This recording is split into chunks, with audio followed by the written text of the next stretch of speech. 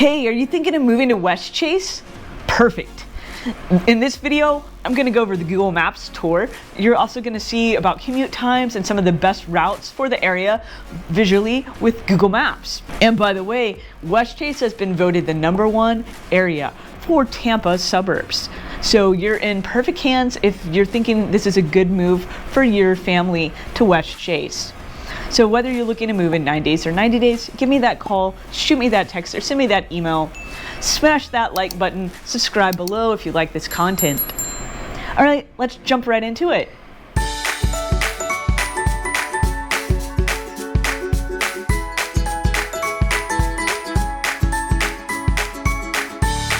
Hey, welcome to the Google Maps tour of Westchase. So right here, we have the outline of Westchase for you. Now, if you expand out a little bit here, you can see that this is Westchase. Down over here is going to be Tampa. So you can see it's not too far of a drive. And then over on this side, you have the Pinellas County side. So when you're talking about commuting to Tampa, you're going to be talking about a 15 miles away from Tampa downtown. So you're talking like a 30 to 40 minute drive, depending on traffic. And then if you do want to shoot over to the beach areas, this is all of the beach areas here in Pinellas. And so that's going to typically be about a 40-minute drive from Westchase. Now, if you go to some of the closer beaches, you might be able to get there in 30, 35 minutes, but typically I would say 40 to 45 minutes is the average time to get to the beaches.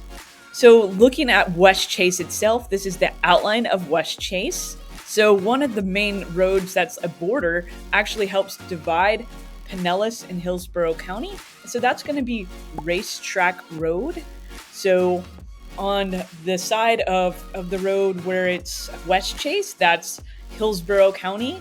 And then crossing over Racetrack Road, you're going to be in the Pinellas County side. So you're going to have things like Oldsmar and towns like that there. So that's a important boundary because you're separating two counties right there.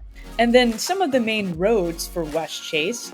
So you're really going to have two main roads that are like north and south, and these are really going to take you, and then east and west, that are going to take you through the area. And a lot of the entrances to some of the communities are either going to be on one of these two main roads. So going east and west, you're going to have Limeball Avenue. Now, Limeball Avenue is, I would say, the main road for Westchase. It's a very beautiful area too. So if you're driving down, that road is very picturesque. So it's very beautiful on that road. And then on running north and south, you're going to have Countryway Boulevard. So see, this is just going down Limeball Avenue here. And then the other main road would be Countryway Boulevard. So this is Countryway Boulevard. So these are the two main thoroughfares through Westchase. So if you're traveling to downtown Tampa, you can just shoot down the highway here and go over here to Tampa. So that's going to be about 30, 40 minute drive. And then of course, people want to know about Orlando. So that's going to be over this way, go through Lakeland. So usually the best way is just jump on I-4 and go over here. There are back roads to get to Orlando. Why I mention this is because whether you are a theme park person or you have conventions, or if you have that family member coming to visit you, almost everyone is going to want to know how to get to Orlando, how long it takes, because if you love Disney, you're going to go there.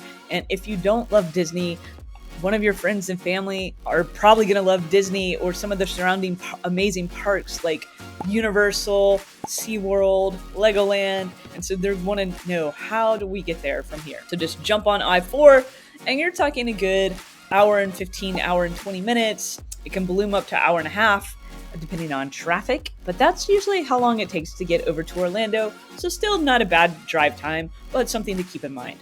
All right, well, there's definitely some great biking paths and different things in Westchase. So if you love those outdoor activities, you're definitely not going to go wrong. There's parks with different pavilions. So that's a great thing for the family. There's tennis courts. There's all kinds of recreational centers. Each neighborhood has its own pool area, and that's why you're paying for that. And then weather-wise, you can still get to the beaches fairly simply within 30 to 45 minutes, depending on which beach you're going to. But because Westchase is so centrally located and it's a little bit further away from the beach, you can never know. You can still get hit with the hurricane winds, but you're not going to have that direct hit of a hurricane like some of the towns that are closer to the beach. So that's something to keep in mind. But another great feature of Westchase is because it is so central, so you can get to Hillsborough and Pinellas County really easily. Or if you go north, you're going to go into Pasco County. So any of the surrounding 3 counties you can get to really quickly. To the left, Pinellas; to the south is Hillsborough; and the north is Pasco. From Westchase to Tampa in the downtown area, one of the best ways, so that's going to take about 30 minutes. So this shows you right here on Google Maps. The best way to go is Highway 589, then over to 275 and over to Tampa. So Highway 589 is also known as the Veterans Expressway. So that is going to be a toll road, but that is going to be one of your best routes to get there. And then speaking of directions, we'll also check out how to get to the airport. Again, you're going to jump on 589, which is the Veterans Highway here. All right, so that trip to the airport's only going to be about 16 minutes or so, depending on the time of day. It can balloon up to 20 to 25, depending on the time of day. But you can see here, you do have a couple of different routes you can go. So obviously the toll road is the fastest. There is this other way, or you can take Sheldon Road or Linebaugh Avenue, and that's going to take you about 22 to 23 minutes, depending on those, but they're all fairly short. So that's always nice when you can get to the airport quickly. I know that's always important to people. And then if you're a sports person, you'll want to check out how to get to Raymond James. That is the home of the Tampa Bay Buccaneers. So if you like NFL football, then you'll definitely want to check that out. Again, you're going to take the toll road over and then just hop over onto Raymond James area over here. And that's Del Mabry. So that takes you about 22 to 25 minutes, depending on traffic. There's also the NHL team for the Tampa Bay Lightning. That's going to be over in Channelside. So that's a little bit longer because you have to go a little bit further over. So that's going to be about 32 minutes over here. You can also pop into Hyde Park Village if you like to do some shopping over here, but plenty to do here in Channelside, and it's really close to the downtown area. And then, of course, everyone wants to know about the beaches. So we already mentioned that before, but it's about 30 to 40 minutes, depending on which beach you go to. And that's going to be on the Pinellas side. So you'll just have to hop over on one of the bridges over there and just go cruise on down to the beach area. So that is really some of the major directions for the area. All right, there are some neighborhoods that don't have CDDs, but the majority do. And so you are going to want to budget more for that. So that's really the average for the cost of living. So let's talk about some of the restaurants. There, of course, in the West Park Village area in the town center, there's all kinds of restaurants. So I would definitely check that out. In the area, there's going to be Ford's Garage. So if you're like a burger pub type person, I definitely recommend that. That's going to be off Sheldon Road here. And it's in this little shopping center. And that's like a great burger place. So definitely recommend that. Then another popular one that's more local is going to be Catch 23. And this is over here right off Linebaugh Avenue. And this is all in that town center area. So you have all kinds of little pubs, restaurants, like the Irish 31. There's a Blind Tiger coffee shop and several other businesses and everything. So those are some key restaurants that you'll want to check out. Then let's talk about stuff to do, because people always want to know what is there to do, especially if you have a family. So if you're an outdoor person, Westchase is great because it has all kinds of amenities. Almost all of the villages have their own personal amenities. So you're going to have a private pool, private workout facilities that are only for that neighborhood. And that's why you're paying a little bit more for those HOA and CDD fees, because it's maintaining that. And a lot of them have small little parks. One of the most popular is the Bay Bridge Park. Almost every neighborhood has a little park area. There's also recreation centers in the area. And then if you're a golfer, you absolutely have to check out the Westchase Golf Club. Now, it's a private golf course, but it is one of the highest rated golf courses in the country. Golf Digest actually rated it in the top 10 for national public golf courses. So you're definitely wanting to go to the Westchase Golf Club. So let's pop that up on the map here. So see right here off Linebaugh Avenue again, we have Westchase Golf Club here. There's also some great neighborhoods right there by the golf club. So if you're a golfer, maybe you want to have a home that's by that. Now, some of the neighborhoods actually do have golf courses in those neighborhoods. So that's also another thing. For example, the Greens, I know, have a couple of different golf courses there. I believe the Fords might have a golf course as well. So several of those popular neighborhoods. And so each neighborhood is a little village, and then it kind of goes down from there. So there's like a village, and then there's neighborhoods within a neighborhood. So it's kind of like an outline. You have the top layer, middle layer, and a bottom layer. So there's several different layers within some of these neighborhoods. And that's true for all of the major neighborhoods, like the Fords, the Greens, the Bridges, and then you have other ones like Twin Acres, Mandolin Reserve. But really, you can't go wrong with any of the neighborhoods. They all have pros and cons, and they're all very beautiful. It just depends on, hey, do you want to be closer to maybe a school, or do you want to be closer to a golf club? So that's really kind of what all it depends on, what you're looking for in a home. And of course, different styles of homes depending on what neighborhood you pick. But they're all lovely. They're all very family friendly, centric, and they all have like a low crime rate throughout Westchase, so it's very family friendly, and that's why, because of the top schools, the low crime rate, that's why really it is voted the number one suburb in Tampa. And that's why you're going to pay a little bit more, just because it is so popular. Plus you have all of those amenities. So those are really all the key highlights for the area. If you are thinking about the weather, it's a typical Florida weather, and so you're going to be able to do outdoor activities all year long. There's some great biking paths. Now, people always want to know about schools for the area. Westchase actually has some of the top rated schools for all of Tampa Bay. So according to niche.com, greatschools.com, this is not my opinion of the schools. That's how they rate it. They are rated A+ for schools. So some schools to keep in mind for the area. They do have good charter, magnet, private schools. You can get more information on those. But if you're looking at public schools that are top rated, if you're looking at the elementary schools, you're going to look at Westchase Elementary and Deer Park Elementary are some of the main ones. For middle school, you're going to look at Farnell Middle School. There's also Davidson, but Farnell is the preferred middle school for the area.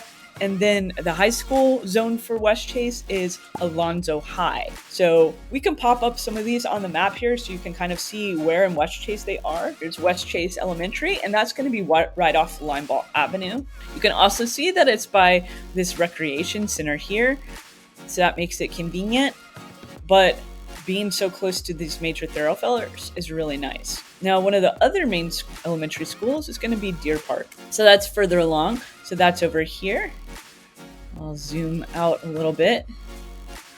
So this is one of the main areas here, the Mandolin Reserves. So if you're living in like those areas, or even like Twin Branch Acres, that might be a good elementary school area for you. But again, all depends on where you live. Those are some of the top elementary schools. Now for middle school, you're going to see Farnell Middle School is going to be the top one. So that's right over here. And then you're also going to have Davidson Middle School. So that's that right there. And then, of course, Alonzo High is the main high school for the area. So all very close. Those are going to be the main ones. So Alonzo High for the high schools, Farnell and Davidson for middle schools, then Westchase Elementary, Deer Park are going to be some of the main elementary schools for Westchase. But those all do have the A-rated ratings. So that's something to really keep in mind, because I know that's always important for parents. Now let's talk about cost of living. Cost of living is always a key factor for families. So Westchase is a really nice area, but you do pay a little bit more to have those nicer amenities and to have some of those top rated schools and key features. And so you're going to have the cost of living be slightly higher for Westchase compared to even Tampa. So the average price point for a home in Westchase currently is in the $500,000 range. And then that can go up to a little bit over $1 million, but that's like the average is $500,000 to $515,000. So you're looking at about $282 per square foot for a home in Westchase. And a lot of them do have HOA fees. Those are going to be small. There's some that even have maybe a $10 HOA fee during the month. But then you're also going to want to make sure that you know that they have a CDD fee as well. And those CDD fees are going to be paid yearly in your property tax. And those are usually a couple $1,000s. So those are some key things that you'll want to keep in mind when looking at Westchase. Now, there are a few neighborhoods that don't have a CDD. One key feature that people might not think of, or if they like to go to local farmers markets, then check out the Dancing Goat. There are times during the week that they do have farmers markets there, but they also have farm animals, walking trails. So it's just more outdoorsy and more organic area where you can go and get local food and vegetables and things like that. So you'll want to check out the Dancing Goat. All right, that wraps up the Google Maps tour of Westchase. So hopefully that gave you some better information so you can see some of the key features of Westchase. If you have any questions about Westchase, the Tampa Bay area, or real estate, feel free to give me a call, shoot me a text, or send me that email. Drop a comment in the comments section. I can't wait to hear from you. You're going to absolutely love living in Westchase in the Tampa Bay area. Welcome home. I can't wait to meet you and help you find a great property here in the Tampa Bay area.